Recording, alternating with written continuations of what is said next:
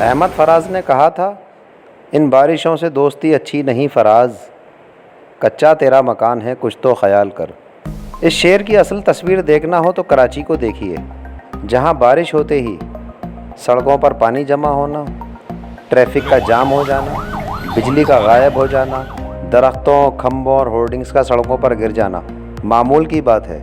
لوگوں کی گاڑیاں سڑکوں پر بند ہو جانا اور انہیں دھکے لے جا کر گھروں تک پہنچانا ایک عذاب کی شکل ہے۔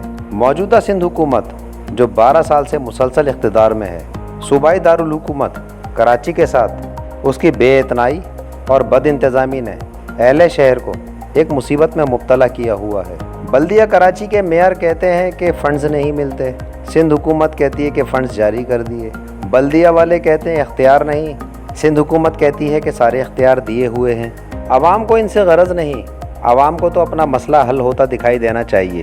کراچی میں موسلا دھار بارش کیا ہوئی، شہر کی سڑکیں ندی نالے اور تالاب بن گئیں۔ کلفٹن، ضیاء الدین روڈ، تین تلوار، شار Faisal, nursery, Karsaz, Baloch colony, M A Jinnah road, I Chundrigar road, ایوان صدر روڈ اور دوسرے علاقوں میں پانی جمع ہو گیا۔ ہاں، اس مرتبہ یہ ضرور ہوا کہ سوشل میڈیا پر ٹریفک پولیس اپنا کام کرتی نظر آئی۔ گھٹنوں گھٹنوں پانی میں کھڑے ہو کے بھی ٹریفک پولیس کے اہلکار عوام کی رہنمائی کرتے رہے، مگر چند جگہوں پر۔ دوسری جانب کراچی میں 10 منٹ سے 1 گھنٹے کے درمیان کی بارش نے پورے شہر کے ٹریفک کا نظام درہم برہم کر دیا، اور یہ بارش پورے شہر میں نہیں ہوئی، شہر کا شمالی علاقہ اس بارش سے محفوظ رہا۔ Saddar, Jamshed road, university road, Malir, Gulistan Jauhar model colony, Gulshan Hadeed میں بھی تیز بارش ہوئی۔ اس شہری کو دیکھیے، اپنی موٹر سائیکل گھسیٹتا ہوا اپنے گھر کی جانب جا رہا ہے، مگر کوئی پرسان حال نہیں۔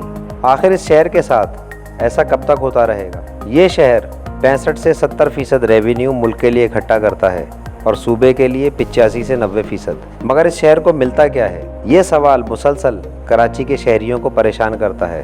اس سوال کا جواب تلاش نہ کیا گیا تو آئندہ بہت سے مسائل پیدا ہو سکتے ہیں۔